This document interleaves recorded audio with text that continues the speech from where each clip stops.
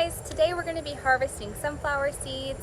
I wanted to take you where I have some mammoth sunflowers that I started from seed in my backyard. You can see behind me I had a somewhat of a hedge of them.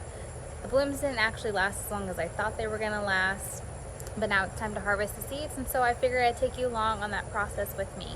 So like I said, these are the mammoth variety sunflowers. They are known to get huge and tall, and as you can see, I'm up on a little bit of a hill, but they're not that big.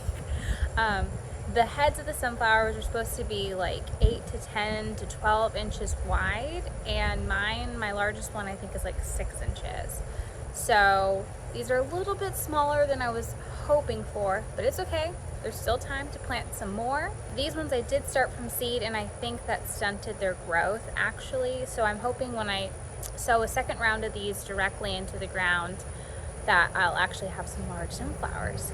But it doesn't matter, we're gonna get the seeds. That's all I really want anyway. So I'm gonna show you some tricks and things to look for to know when it's time to harvest your seeds, and some different ways to keep critters off your sunflowers. So some signs you're gonna wanna look for, you can see my sunflower is completely bent over. The back of my sunflower head is starting to yellow. Actually, the more yellow and brown it is, the better. But I'm gonna get these before I have squirrels and birds getting them. It has lost all of its petals, so it's perfect. Let me show you the other side of it. Now this is the underside. You can see have some spent petals, and you can actually see where the little blooms are. So what we're gonna do today is we're gonna come and we're gonna cut these off, and I'll walk you through that process. Now, like I said, the sunflower is bent over. You can see, actually what's really neat about sunflowers is these are actually all small flowers. And so what happens when it's time to harvest is you'll take and just rub, and then you'll see the exposed seeds. And that's what we want. So let's cut this stem. So you can wait until your sunflower is completely yellow and brown to harvest, or you can harvest it a little bit earlier. And what you'll do is you want to make sure that you get at least 4 inches of the stem. And what you'll do is you'll take it inside and you'll hang it upside down and let it continue to dry off on its own. But I think these are ready to go, so I'm gonna cut them back.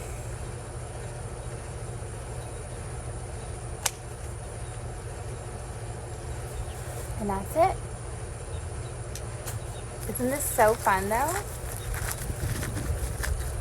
Okay, we're relocated. I have my sunflowers that we just harvested together. I have a pair of gloves because this can be a little taxing on your hands. And then I just have a towel for the rest of my spent flowers that I'm gonna be, that I don't need for my seeds. So I'm gonna lay that out. And then I'm going to be keeping my seeds on this baking sheet. I just laid down a paper towel, and then I'll leave them there for a couple days just to dry. And then you can eat them fresh. You can save some of the seeds, plant them again, or you can roast them and salt them, which is the best way to enjoy sunflower seeds. So let me put on my pair of gloves. So like I showed you outside, this is what you're kind of looking for once you knock off some of the petals. So I'm gonna just knock off anything that's left.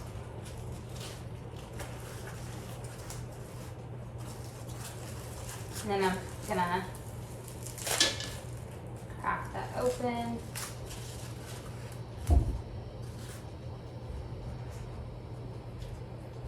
And then just start fluffing out the seeds.